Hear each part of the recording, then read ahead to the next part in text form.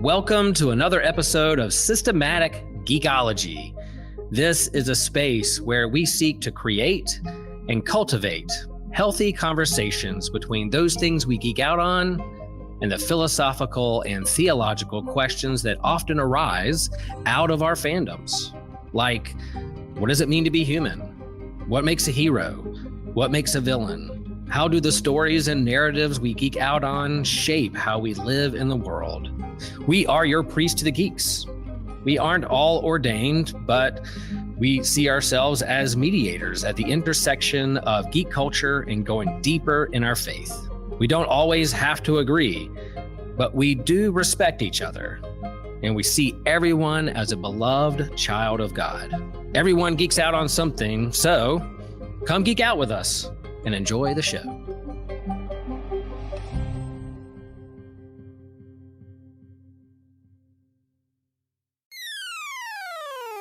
You're listening to an Anazao Ministries podcast.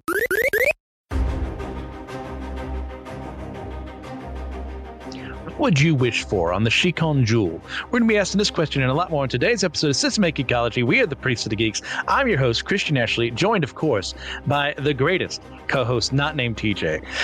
Pang, how's it going, Pang? It's going well. How are you doing? It's a good day.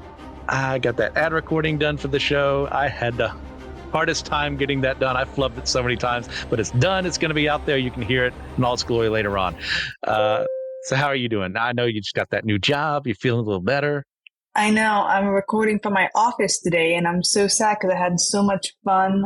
If this goes on YouTube, I had so much fun. Anime posters and trinkets and whatnot, and I'm just in a bare room right now. So, yep, getting ready to start a new job in a couple weeks. Exciting. Excellent. Oh, yeah. So what have you been geeking out on recently? Okay, I just started watching it. What am I watching? So, okay, it's not anime, and I kind of hate that I have been geeking out on anime, but I can't think of it right at this moment. It's called The Heart of Dixie. It's on Prime Video. It's an Alabama romance type deal. Big ER New York doctor goes to a small town. Will she find love? You know she will. What? Unprecedented. Crazy. Is the guy already engaged right now? Yes. Oh, love triangle too. Oh, there's like more like a love pentagon. Oh, I know. I mean, that's actually kind of apropos for what we're discussing today too. True. Okay. True. Yeah. Yeah. Me, in preparation for something Joe and I are going to be doing on Friday Night Frights, I have just started the Hellier series, which is basically taking the story of the Hopkinsville goblins that was a reported UFO alien sighting in the 50s, and then seeing if they were maybe still around today. And it's been fun so far. Definitely some out there takes, but you know what? I'm used to that being in the paranormal world.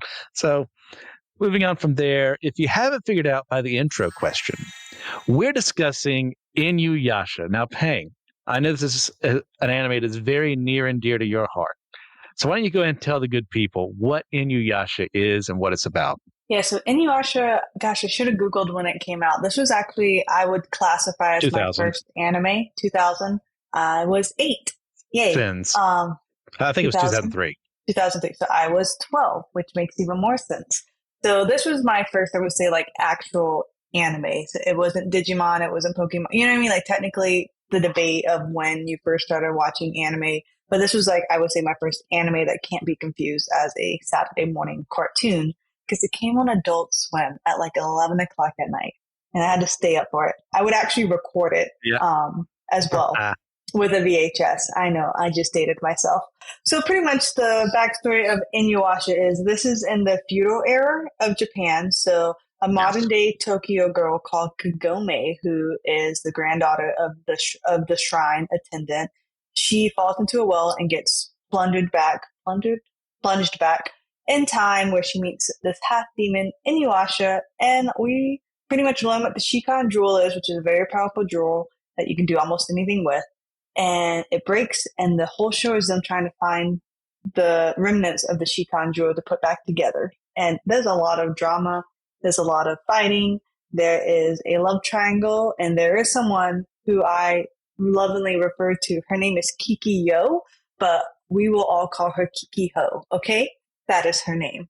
So yes. Spoilers for a question I'm to ask later on. Interesting. Oh, there you go. Yeah. I'm already jumping ahead, but that's pretty much it. Oh, yes. And you were right, by the way. It was 2000. I think maybe 2003 or 4 is when it started airing on Adult Swim.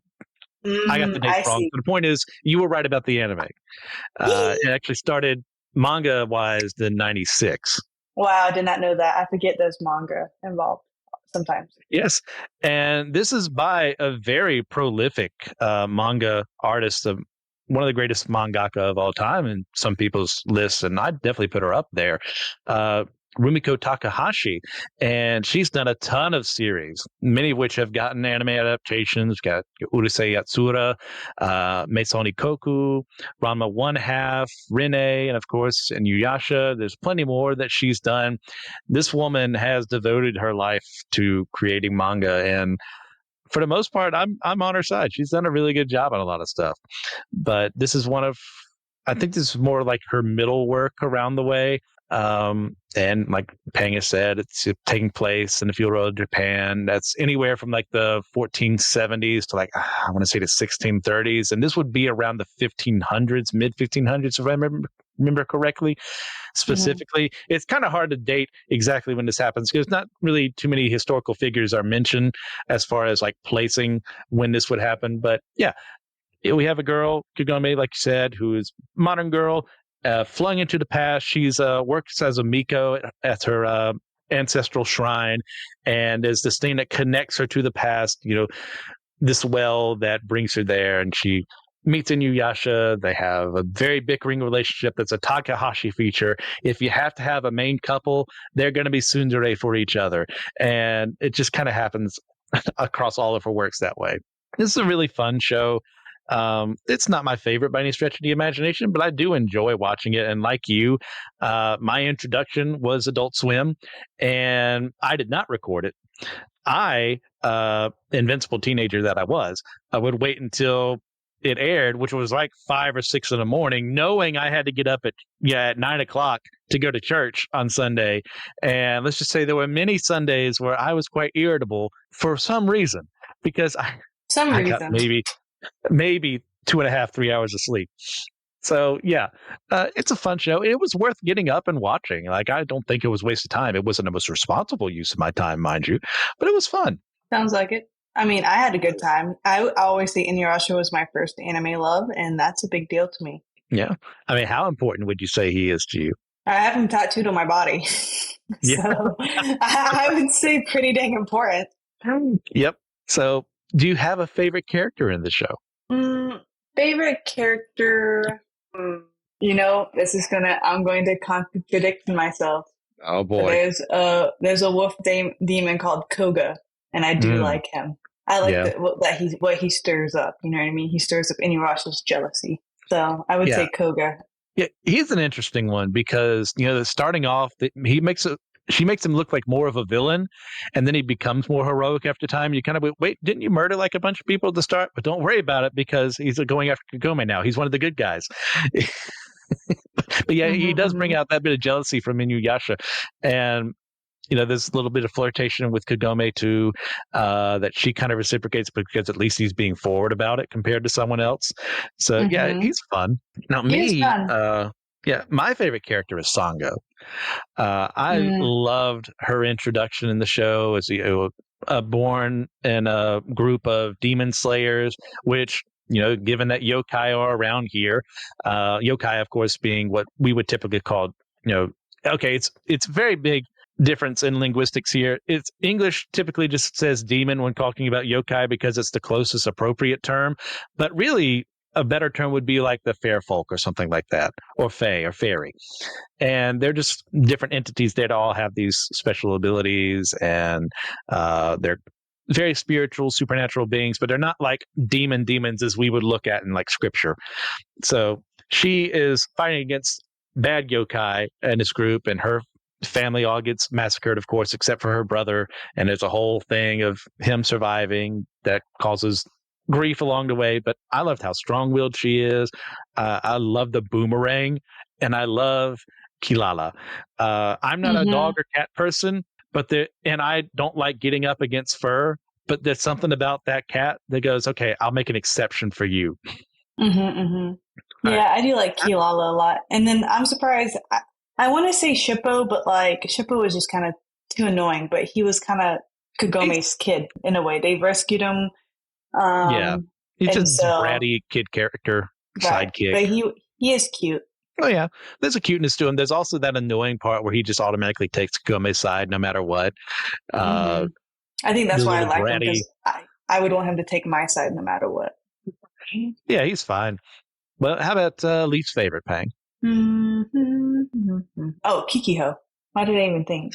I know. What is it about her that you would say you're not big on? Well, number one, she needs to just stay dead. Stay dead, Kikyo. No one wants you here. Yeah, That's it. No, because I mean, I get it. She was brought back to life against her own will, and yes, she has some bitterness and hatred and blah blah blah blah blah. But then when she finds out the whole truth, like she's just being a hoe. Stop it. Like you had an excuse your first like few episodes, but now you're just awful. all right. So, time travel shenanigans.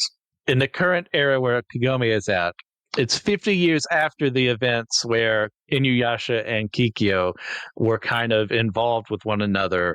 And it's the breaking of the Shikon Jewel there that has caused a rift between them. He wanted it to because he's half yokai, half human, and he wanted to become like full yokai. And he was going to wish on what the jewel does. If you wish on it, you get your wish, and we'll find along the way how it gets corrupted. And she was the protector of it. So originally he was just a scoundrel going after it, but then he kind of fell for her. But our main villain, Naraku, created animosity between them to the point where there's kind of a mutual kill between them. And Kagome is the reincarnation of Kikyo. And that's why she's connected as well and has spiritual abilities. So Kikyo is brought back to life by Naraku to sow more discord as the Shikon Jewel has been broken. And yeah, she is not the best handled character, shall we say. So I'm with you there. And I'm also with you, like, stay away from Inuyasha. You had your chance and you blew it. You blew it. Yeah, he's with Kagome now. So yeah, that's a good one. I'm actually going to go for mine with Moroku. You really don't love the people who love love.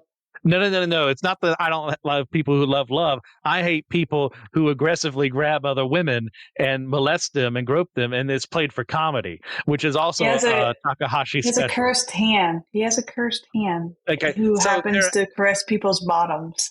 Yes. I just like defending people because it makes you guys aggravated. I know. But there's aspects of him I do love. And the idea, like his family line was cursed by Naraku to have this wind tunnel is what it's translated to in English. It's kind of there's special like Buddhist wrappings around it to prevent it from always being active. But if it's let loose, it sucks anything into it. So it's one of the most OP abilities in there. And of course, that's when the insects get involved that nerf him in every other fight that happens in the rest of the series. But the idea is like, it will eventually consume him from the inside out. And so he is obsessed with, fathering a son who will then carry the legacy when he dies. So that they can get revenge on Naraku. So there's a cool part of that, but then he goes too far and starts molesting and groping women. And Sango is the main target of his affections. And yes, I do like them together eventually, but there's a part of me that goes, this double standard here is not a lot of fun. I hate him. I hate that aspect of him. Makes sense. All right. So how about a favorite arc in the show? Favorite arc? I don't know. I like them all. I mean, it was only, I guess I would say Inuyasha movie 2 Through the Looking Glass. So not really an arc. But I know. I just went a little nerd. Out, but that was when they kissed for the first time. So something that I'm pretty sure never actually happened in the manga proper. Now we know, of course, with the sequel series that they do, spoilers by the way, get together and have a daughter. So we know it has to have happened. But like being shown on screen, a kiss between the two, yeah, that's what the shippers. We'll take what we can get. This is true. Yeah, I didn't know it didn't happen in the manga. Interesting. I'm fairly certain it doesn't at all. Yeah, and that's one thing about this is that there are huge differences sometimes between the manga and anime because this was being produced at the time when you didn't stop, you just kept going. One Piece is pretty much the only survivor of this era as far as anime is concerned, where if you catch up to the manga, you start doing filler arcs or filler episodes. And this was a huge, what's the word I'm looking for here? A bane to this series because the filler is not that great. And so it's got some people go, well, this happened here, but it didn't actually happen because it's filler. But as far as answering the question, favorite arc, I love when, because this part of the series here is Inuyasha has an older full yokai brother named Sesshomaru. And there's always been some rivalry between them. We'll get to that later on. And Sesshomaru has one of the covets the sword that Inuyasha has because he thinks it's rightfully his. But there's another sword he finds that his dad made for him, and it actually heals people. And this is a huge blow to him. And I love the way that it makes him grow a little bit, as well as into him taking care of Rin and showing a little more compassion to her.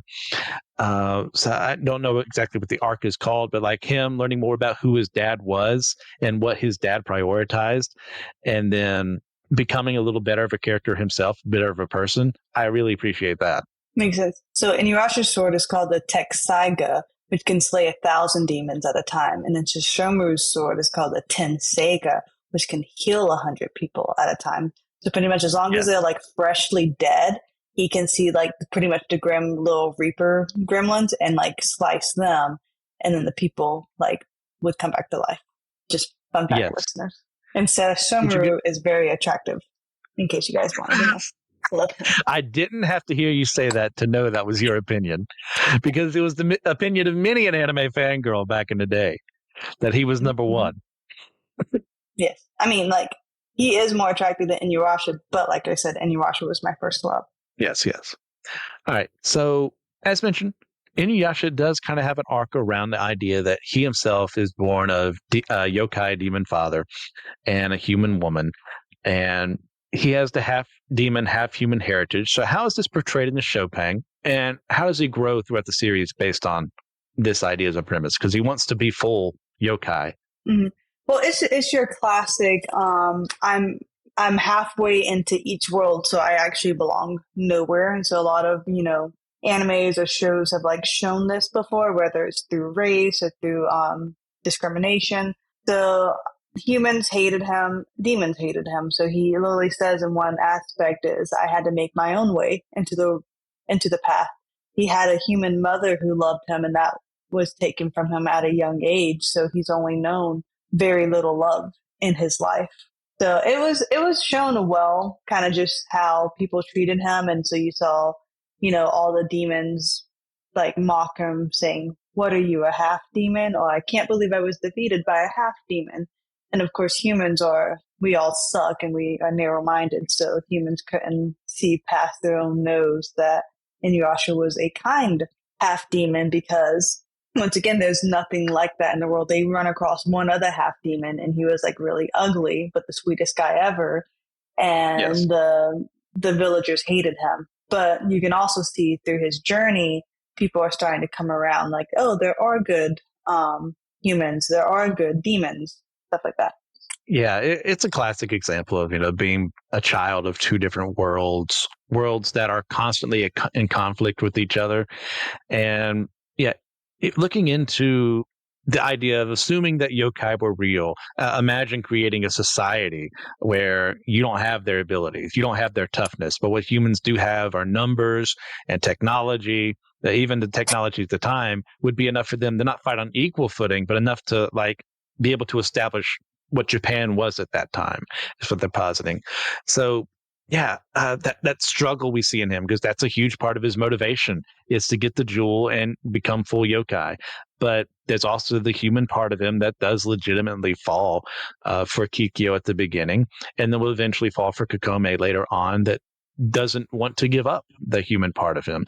And it even gets into, well, it's not like yokai are unable to love, because of course his father did fall in love with a woman to make him in the first place. So I think it does a good job to show that not all yokai are just evil because they're yokai, and not all humans are great because they're human. And he sees Mhm. both worlds, and like you said, he's gotten the worst from both worlds. But I think it actually helps him at the end of the day to empathize with others, even though he's not the best at it because he's a very rough, aggressive kind of guy. But he can actually see things that others wouldn't.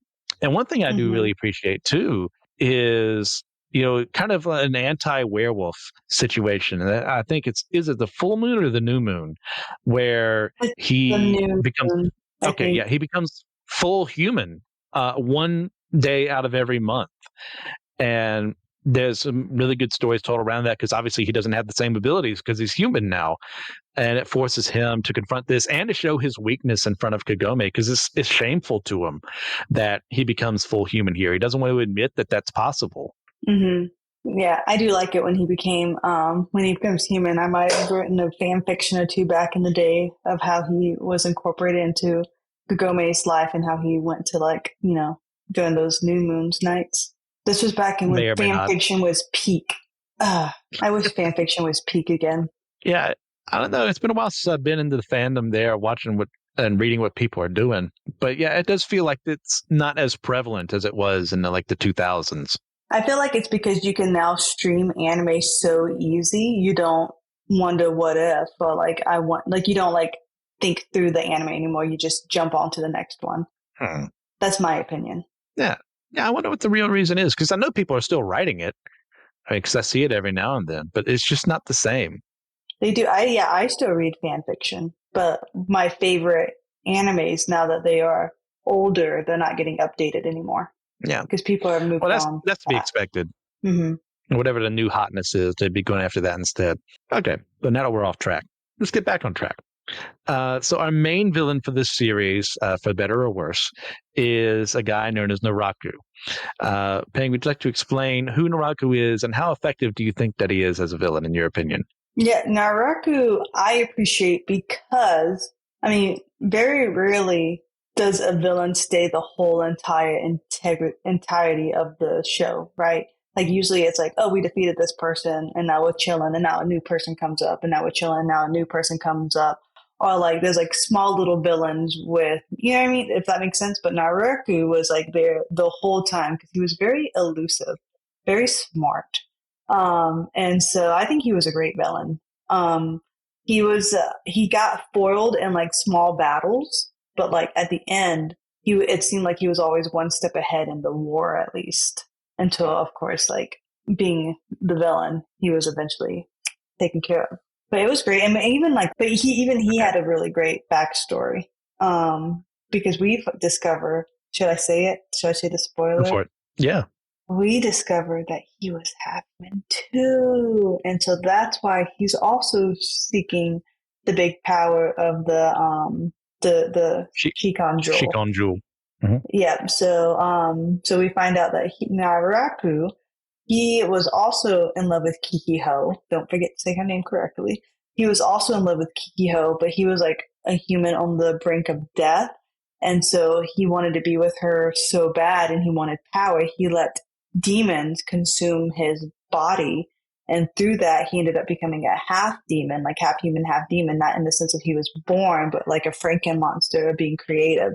So his whole thing was trying to absorb powerful demons, getting them to do his bidding. And yeah, it was very, very interesting. Yeah, because they play this to where the human side, the demon side are in conflict. But at the same time, he falls pretty much in lust with Kikyo, and it's not returned. I have problems with calling women hoes. Sorry. Okay, fine, whatever. But you can continue to do so and be a terrible woman. I will, absolutely. But that rejection causes him to grow bitter and make pacts with demons and allow them to mess with his flesh, and to the point where he grows in power, seeks after the Shikon Jewel to obtain the ultimate power that he wants and lusts after. And it also creates a person who shows up too many times in the show. As far as, oh, you've stopped me, but you haven't really stopped me because I've got something else. And it gets annoying after a while. And I just happen to think about this, contrast him with the villain who kind of, in some ways, does the same thing. And that's like a Xanatos from Gargoyles. I don't know if you've watched the show or not. But his whole thing is the Xanatos Gambit. It's like, yeah, you beat me, but I also had this larger plan out there. But there was something about him that's just more conniving and better than Naraku. Naraku is just like smug in the wrong way, and Xanatos was smug in the right way. I don't really know how to. I'd have to actually think that through because I just literally thought about it. But he just comes across as a person. No, it doesn't matter what you do. I have this other plan, and it gets annoying. Every villain is connected to him in some way, shape, or form. That there's no one out there. I mean, I don't say there's no one out there, but for the most part, if anyone comes up against a group, it's because he sent them that way. And then he creates different like incarnations of himself, the baby and Kagura and all that other mess. And there's interesting things that happen as a result of that, but he overstays his welcome with me. And it is very satisfying when we eventually get to his end. And what is the wish Kagome makes? Just that he never existed or something like that, making a pure wish on the Shikon Jewel. Because it means that everything he built up for was for nothing, and he is nothing. And I was like, okay, I'm satisfied with that ending, but I would have felt better if, I don't know. It's another staple of Takahashi's writing is she keeps going. And so she wished for the Shikon Jewel to disappear forever. Okay. Yeah. Which was one of the things we'll talk about wishes in a bit and what this show kind of says on that. But the idea being making a pure wish instead of a selfish one. And that's something he himself could never do because he's an inherently selfish person. And he's effective at his job, but it grates on me after a while. That makes sense. I hated Kagura. Because she was trying to get with Sesshomaru? You couldn't have anyone else going after? She was just annoying. And so, I mean, some people count Sesshomaru as a villain, but he was just a annoyed brother wanting the inheritance. It was more about inheritance for him, not because he actually hated Inuyasha. He just wanted it was a personal family grudge. All right. So, as previously discussed, a major part of the show is the love triangle between Kagome, Inuyasha, and Kikyo. So, Pang, I don't know how anyone could ever think that they would know how you would answer this, but I want to hear what your thoughts are on this and how it's done in the show. I mean, it was a valid love triangle because Inuyasha didn't want to admit his feelings for anyone. I mean, they showed the backstory of how he ended up falling in love with Kikyo, and Kikyo fell in love with him, and they were tricked by Naraku, thinking they betrayed each other, right? And so they were mad, but then they understood it was all a trick, and so Inuyasha just, couldn't, let go of his feelings, and Kikyo was a manipulator and a homewrecker, and blah, blah, blah. But what Inuyasha didn't understand, even though he realized his feelings for Kikyo, he didn't realize his feelings for Kagome quite yet anyway. And then once he did, Kagome has the complex because she is technically Kikyo's reincarnation 2.0 better. That's why Kikyo needs to stay dead. But her and Inuyasha, Kagome and Inuyasha is both too stubborn to really talk about their feelings or to acknowledge it. So yeah, it was done well. So, it wasn't until Kagome couldn't go be with him that they realized how much they loved each other and stuff. So I just want to get this straight. So in Elizabeth Pengeling and Clyde's mind, a homewrecker is worse than a serial molester. I just want put that on there on the record. Yes, because she was manipulative and vindictive. Moroku just had a cursed hand and liked to tell women how great their bottoms were through physical touch. Oh, yeah. I'm sure every guy else there wants to have that cursed hand and get away with it. Yeah. What's it called? But yeah. It is what it is. Yeah. Say that as parole hearing. It is what it is, Judge. Anyways, that's answer what you've said. Yeah, I'm with you. It serves its purpose. And it goes on for far too long because people can't commit. And that's a staple of the time it was written.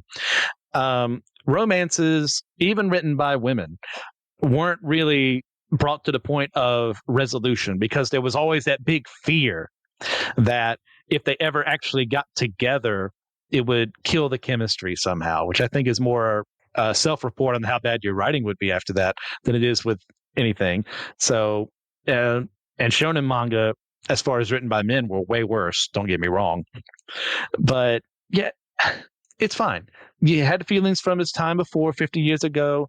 Then you have Kagome here, and they're two different personalities between, Kikyo and her reincarnation and Kagome. But there's enough of a difference for it to be fun at the start. But it really grates on me after times, like, just commit, just say something to end this madness. And it eventually does happen. But once again, this is a series that went on for hundreds of chapters. So it takes its sweet time to get it done. Mm-hmm. Now, kind of going along with that, a common criticism thrown against the show is its portrayal of its female characters. Like, what are your thoughts on this? Especially since this is written and drawn by a female mangaka. So how I feel about the female characters? Like they say, for Kagome, for instance, she's far too hot-headed for her own good. She punishes Inuyasha for everything that he does, but not everything, but you know what I mean. And Sango not being strong enough to stand up to Moroku and his advances. And I'm sure there's others I'm forgetting about off the top of my head. But what do you think? All right. Well, number one, Sango actually liked Moroku and enjoyed it, and she would beat him, so she did stand up. Just saying. I just like to defend the people. But I thought Moroku was funny. He made me laugh. But also, I think I can defend Moroku, and we've joked about Sanji because I'm like, this is just cartoons. Like, we will teach our kids not to touch women in real life. Like, right? There's a difference between fictional and real. Correct. But I feel like it was done well because there are hot-headed women. Like, we're not the type to just like blush and take it. Kagome was very aggravated with Inuyasha, and Inuyasha was a jerk. So it's good that she was hot-headed. You know what I mean? Like, you needed it for Inuyasha. But I think it was done well. I appreciate there was no overly done, and it could be because it was drawn by a woman, but some women, they make the best hentai as well, if you think about it. There was not that I know, I'm just saying, like, women can do anything. Truly, I don't. Now it sounds like I'm lying, but I don't care. But there wasn't like overly. Do anything you said talking about hentai. Oh no. Whatever. But I'm just saying, like, God help us. just because a woman drew it doesn't mean they can't draw like provocative things. But like with this drawing, because it was in the 2000s, there wasn't a lot of provocative scenes, which I appreciated. I mean, you did have their bath scenes every once in a while, so you saw the curves and like them covering themselves with a towel. But I feel like it was done very tasteful, where a man might have made the demons a little bit more sexual and, alluring versus the way she drew them. Yeah, there's definitely some fan service in the series, but for the most part, it's pretty tasteful. And I think that does help being drawn by a woman. But dang it, Pang. I had something else I was going to say. Yeah, I think to an extent, I agree with some of the criticism. Not 100%, because I think they're way better characters than that. Like, Kagome does grate my nerves every now and then. That she'll just use the sit boy command on Inuyasha at like the flip of a hat, rather than he's actually earned it. And yeah, there are times he's absolutely earned it because he's a huge jerk, especially at the start of the series.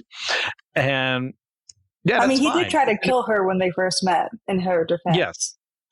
But then it becomes a running gag to the point like anything that he does that could be misconstrued in any way possible, she just uses the command, even if he's done nothing wrong. And I think that plays into the unfair sex trope, and that it's okay if a woman does it, because the man deserves to be punished regardless. So that grates me a little bit, but I don't think it's like breaking for the series to have it at all. It doesn't make me hate Kagome in any way. And Sango, of course, needs to stand up for herself. And yeah, she does fall for Moroku, like legitimately. And he falls for her legitimately. But there's some conversations that needed to be had before that don't really get addressed outside of, well, I like it. And there's some unfortunate implications from something like that of ending up with an abuser. And yes, Moroku's not portrayed in the way that other real life abusers would be. Let me get that straight. But it does. What kind of message are we sending to the girls reading this that they need from their man? No, please. But at the end of the day, like they get along really well with each other. Like there's some friction every now and then. You travel with someone for so long, of course it's going to happen. But it's no like, oh, you're going after him. Yeah, none of this bratty teenage girl kind of fighting between them that would like be done for the sake of this is what women do. They just fight with each other because women hate women. No, they're friends. They get along. It's fine. Like Kikyo is probably a worse offender in many regards. Of she's become too revenge driven to actually see straight. But I think that has less to do with her being a woman and more like what happened to her and her character. So yeah, all right. Good points. Good points. So we brought up Susumu earlier in his rivalry with Inuyasha.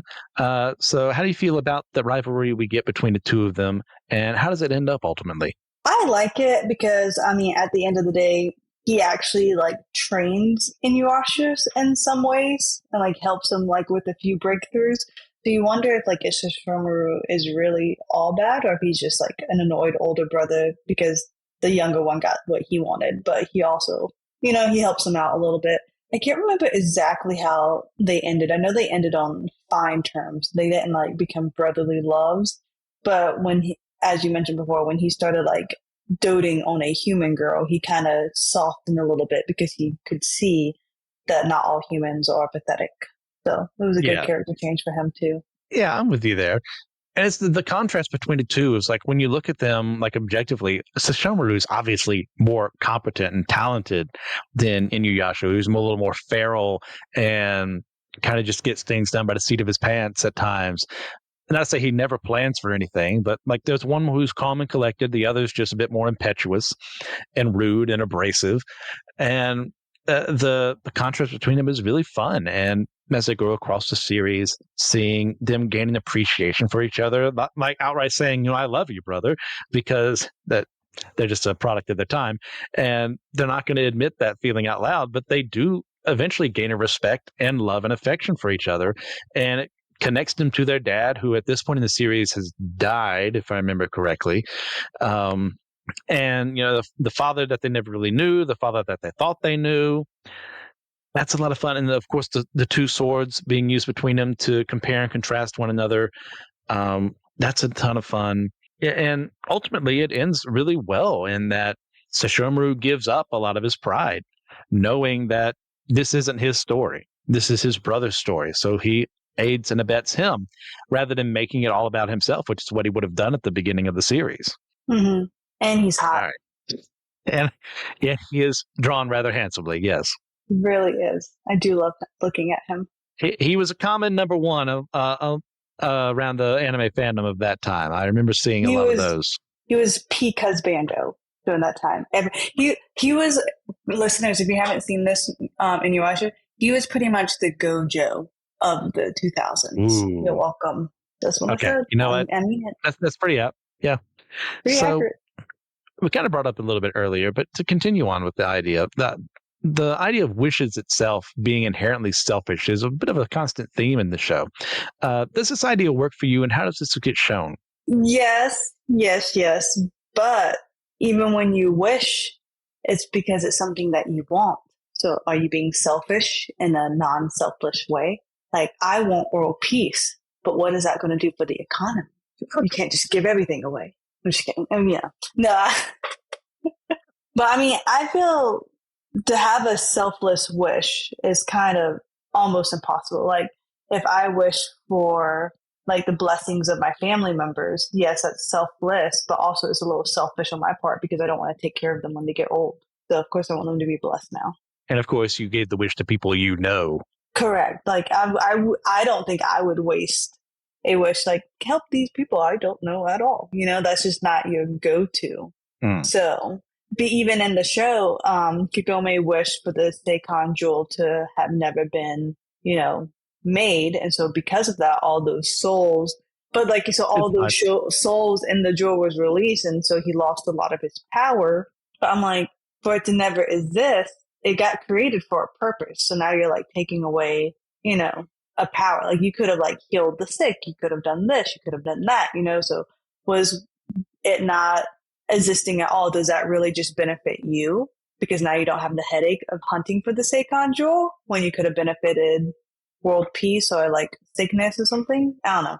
I don't think I think there's always going to be a cause and effect with whatever you do. And there's could potentially be selfish and negative thing with everything.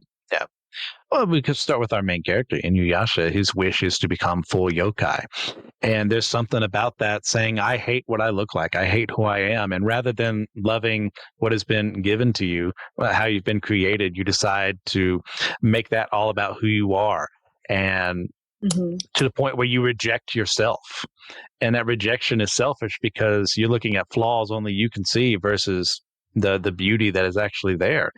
And being that child of two worlds, I'm sure there's plenty of people out there born from mixed racial relationships who feel that way, but that's patently untrue, that they're unworthy, that they're not as beautiful as everyone else, that there's somehow some kind of mutt who doesn't deserve anything. They should just be one or the other. It's like, no, you're a product of that union.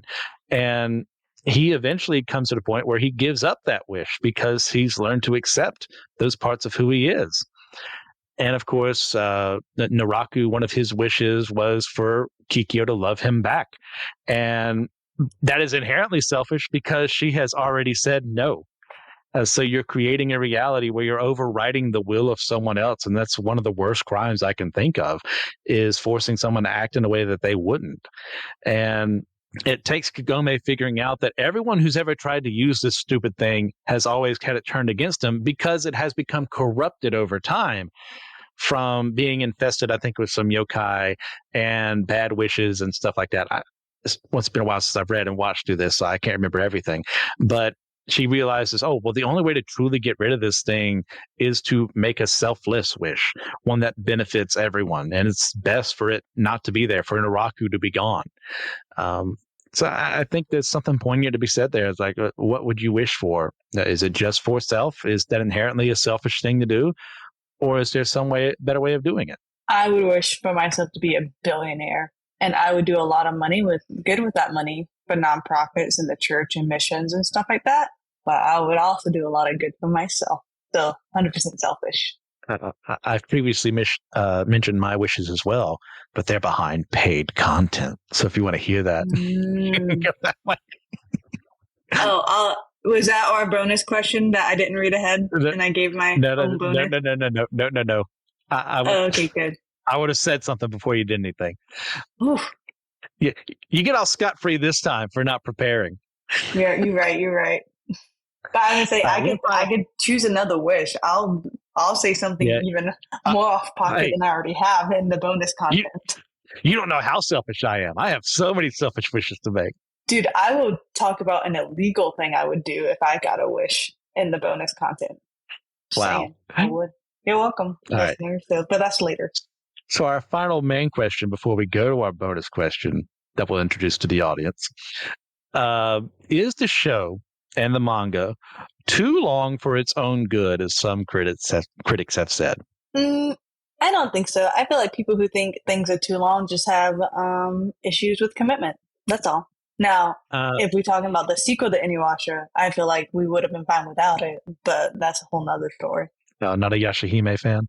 I just had to wait until it was finished airing so I can binge it because it wasn't worth waiting the week to week. I think it is finished now. Yeah, it is. Yeah, but even then it didn't go all the way up to the manga, but another story. Yeah. In the original run of the anime, there were, I think, 167 episodes, which... That's nothing. In a very rare thing, it actually got canceled, which normally that doesn't happen for an anime that continues to run as long as it did. But part of that was that people were just getting upset with the filler that was being introduced there, and nothing seemed to be progressing at all. And I think it was a victim of the filler versus everything. So a lot of people, their introduction to it is the anime. And when you have 160 some episodes and not a lot of things are proceeding because you don't want to get caught up to the manga as you're writing and you need the right filler episodes. Yeah, of course you're going to feel that way. But having actually read the manga post that, well, the same criticisms are being thrown against that. And eventually it would get a sequel to its original run in the final act that would condense a lot of things into like 24 or so episodes. Maybe it's more than that. I have to look it up again. So you got an ending in the anime, but it was a lot faster than how the manga proceeded. So, yeah, I think at the same time, I don't think Takahashi had a plan for everything that she was going to do. And it's very self-evident in how things just kind of happen. And then she moves on to the next thing and things happen and she moves on to the next thing. So that can get very grating, especially if you're putting all your time and effort into reading this or watching it. Yeah, I get it. But so, like I said, I think it's a victim of the filler episodes, making people think that it's what actually happened. And it's also a guilt of the author herself that she kept going because, hey, this was making money. So I can't really fault her for that. So on the manga side of things, but I prefer my stories to know exactly where they're going to go. Or if you don't know that, to at least be entertaining the entire time along the way.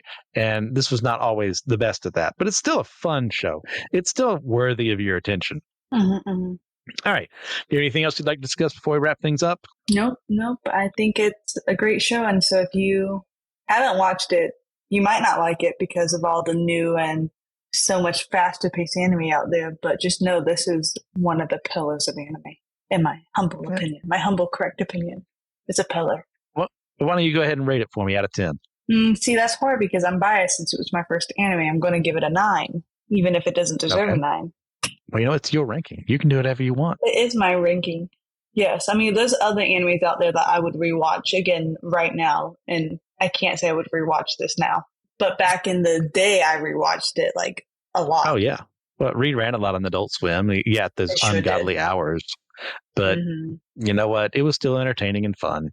Yeah, it's not the deepest series in the world. It's not my favorite by any stretch of the imagination. It's not going to be anywhere near my top 100, but it's a 7 out of 10. It's fine. It's inoffensive for the most part. There's some interesting story beats that are brought up here in the relationship between yokai and human, inter-sibling rivalry, inter-party rivalry, and grudges. It's fun. You can't go wrong with skipping the filler and watching that. And I'm sure there's a website out there that would tell you, here's the episodes you need to watch, or just read the manga. It'll go a lot faster. So, Fang, we are going to be doing a bonus question today, and it's not what you thought it was. We're going to ask the question. Good. I don't have to talk about being illegal then. Who would we have liked to see get more focus on as a character? Oh, I got you. So be thinking about that before we head that way. So, guys, actually, before that, recommendations you have for the audience. Recommendation. I started watching the Wallflower Blooms with Dignity on Netflix. I can't think of the actual English name, but I read the manga. It was fantastic, and it now has an anime, so you should go watch that. Some romance, fluffy fluff. Okay. So when I moved from seminary, one of the boxes I had of my books just disappeared. We have no clue where it ended up at. And as a result, I lost all of my Halo books. But I was going through a thrift store the other day, and I found them all for 50 cents a piece. So I'm going to recommend the Halo novels because there's a lot of good stuff written there that you just don't find in the games. So, guys, thank you for all that you do. Please, to get a chance to give a 5-star review in your podcasting platform of choice. Help us ratings there to help us find more people. Go ahead and suggest more episode topic ideas for us that you really want us to cover. And you can send questions and concerns to us at systematicecology@gmail.com. I'd like to shout out some supporters real quick. And of course, if you want to hear your own name being shouted out, you can join us for $3 a month, and we'll say your name too. So Ethan Overcash, Austin Nance, Amber Riley, and Jonathan Augustine, you guys are the best. But remember, we are all the chosen people, a geekdom of priests.